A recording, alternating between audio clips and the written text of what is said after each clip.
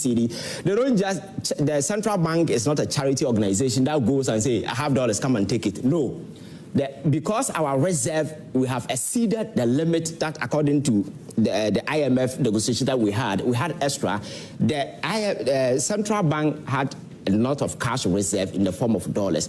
The commercial banks are not having. So it's just a matter of selling those dollars to the commercial banks and take out whatever equivalence, whether CD or, and that has actually resulted in the number of the kind of IMF, that same IMF is saying we're making losses.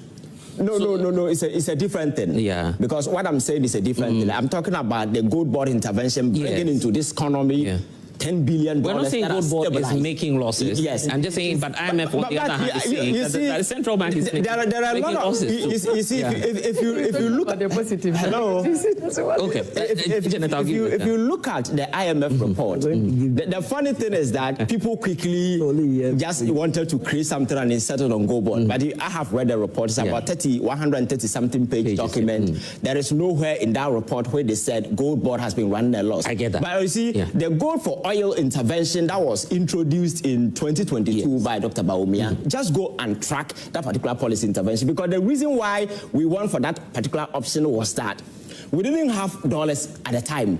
The dollar was rising ahead of the currency. We were virtually in crisis. Then they decided if that is the case, then we don't have the dollar. We could not go to the external market to borrow. We relied on external, internal people who have given their money to bank. They suck all the CDs. Now you don't have dollars. Then what do? Then they said, okay, let us start buying gold, so that we send it outside in exchange. We get, how do you call it? We were able to buy oil. But they were trading through the bank of... Exactly. Yes. But that particular intervention was as a result of a crisis that has arisen at the time. It wasn't meant to generate income. So when they went to the ground to buy gold, they bought it at a rate that was eventually going to give us a loss. So if you go to the Bank of Ghana audited account, you realize that the 2022, when the policy was introduced, we ran a loss of 2.15 billion Ghana cedis. The following year, it was 4.85. So in between the 2 years, the numbers were almost $7 billion. That tells you that the whole idea was infusing